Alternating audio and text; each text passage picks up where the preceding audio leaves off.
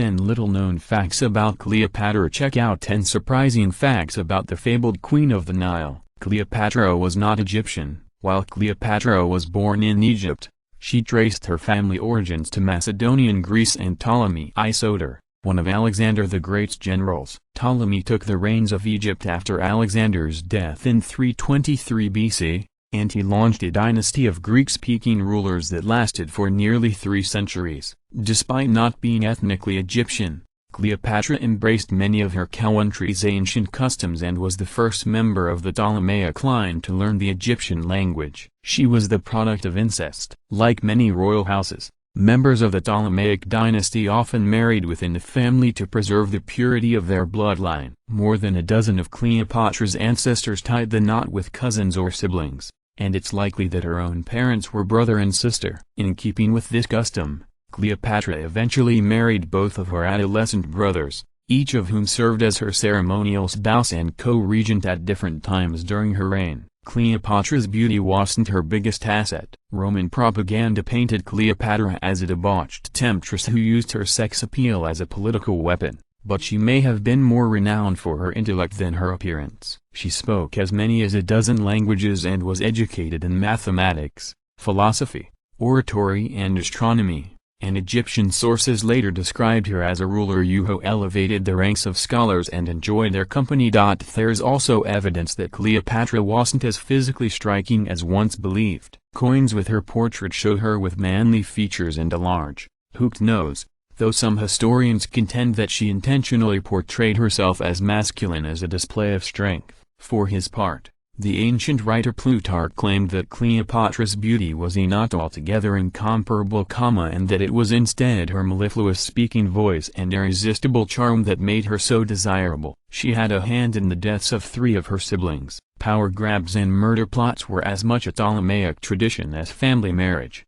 and Cleopatra and her brothers and sisters were no different. Her first sibling husband, Ptolemy XIII, ran her out of Egypt after she tried to take sole possession of the throne, and the pair later faced off in a civil war. Cleopatra regained the upper hand by teaming with Julius Caesar, and Ptolemy drowned in the Nile River after being defeated in battle. Following the war, Cleopatra remarried to her younger brother Ptolemy XIV, but she is believed to have had him murdered in a bid to make her son her co-ruler. In 41 BC, she also engineered the execution of her sister, Arsinoe, who she considered a rival to throne. Cleopatra knew how to make an entrance. Cleopatra believed herself to be a living goddess, and she often used clever stagecraft to woo potential allies and reinforce her divine status. A famous example of her flair for the dramatic came in 48 BC, when Julius Caesar arrived in Alexandria during her feud with her brother Ptolemy XIII.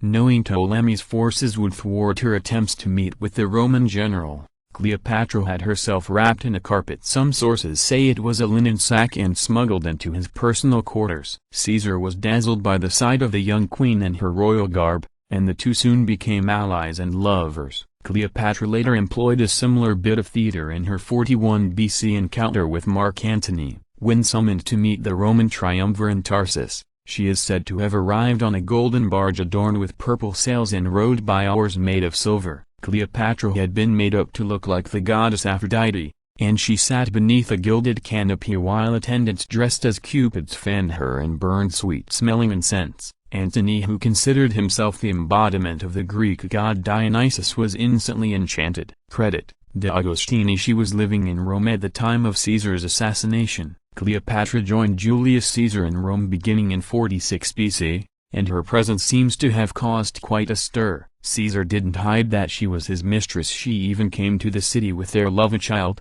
Caesarion, in tow, and many Romans were scandalized when he erected a gilded statue of her in the temple of Venus Genetrix. Cleopatra was forced to flee Rome after Caesar was stabbed to death in the Roman Senate in 44 BC, but by then she had made her mark on the city. Her exotic hairstyle and pearl jewelry became a fashion trend, and according to the historian Joanne Fletcher, so many Roman women adopted the Cleopatra look that their statuary has often been mistaken for Cleopatra herself. Cleopatra and Mark Antony formed their own drinking club. Cleopatra first began her legendary love affair with the Roman general Mark Antony in 41 BC. Their relationship had a political component. Cleopatra needed Antony to protect her crown and maintain Egypt's independence, while Antony needed access to Egypt's riches and resources, but they were also famously fond of each other's company. According to ancient sources, they spent the winter of 4140 BC living a life of leisure and excess in Egypt,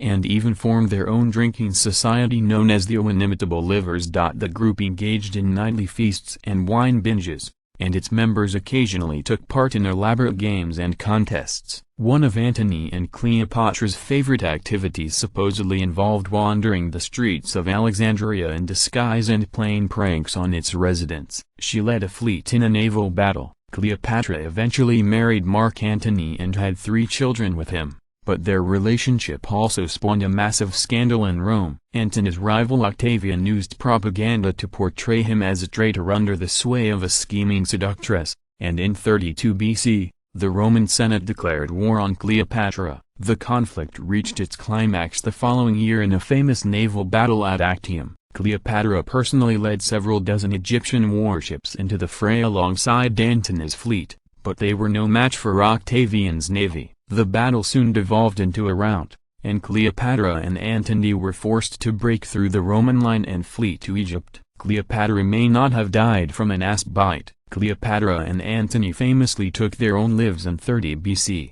after Octavian's forces pursued them to Alexandria, while Antony is said to have fatally stabbed himself in the stomach. Cleopatra's method of suicide is less certain. Legend has it that she died by enticing an asp, most likely a viper or Egyptian cobra, to bite her arm, but the ancient chronicler Plutarch admits that what really took place is known to no one. He says Cleopatra was also known to conceal a deadly poison in one of her hair combs, and the historian Strabo notes that she may have applied a fatal ointment. With this in mind, many scholars now suspect she used a pin dipped in some form of potent toxin, snake venom or otherwise. A 1963 film about her was one of the most expensive movies of all time. The Queen of the Nile has been portrayed on the silver screen by the likes of Claudette Colbert and Sophia Loren, but she was most famously played by Elizabeth Taylor in the 1963 sword and sandal epic Cleopatra. The film was plagued by production problems and script issues,